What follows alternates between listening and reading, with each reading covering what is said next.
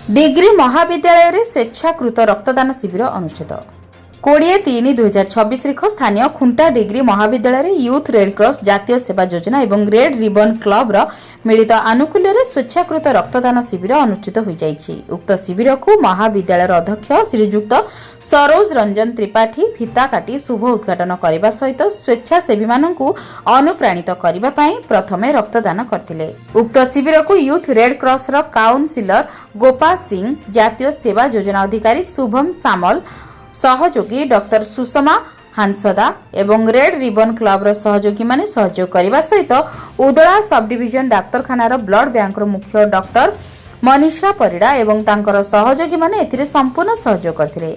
उक्त शिविर रे मोट 44 जनक ठारू 44 यूनिट रक्त संग्रहित होइतिला। स्थानीय जनसाधारण, पूर्वतन छात्र छात्री, पुलिस बाहिनी तथा वर्तमान छात्र छात्री, अध्यापक अध्यापिका माने मध्य रक्तदान करथिले।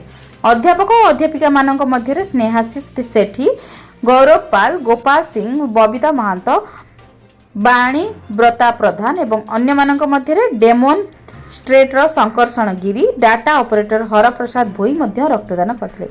एही शिविर को यूथ रेड क्रॉस एवं जातीय सेवा योजना रे अंशग्रहण करिथिबा छात्र छात्री माने स्वेच्छाकृत भावे कार्यक्रम को परिचालना करथिले। मयूरभंज खुंटारू निरंजन महांतଙ୍କ रिपोर्ट, जन अधिकार लाइव।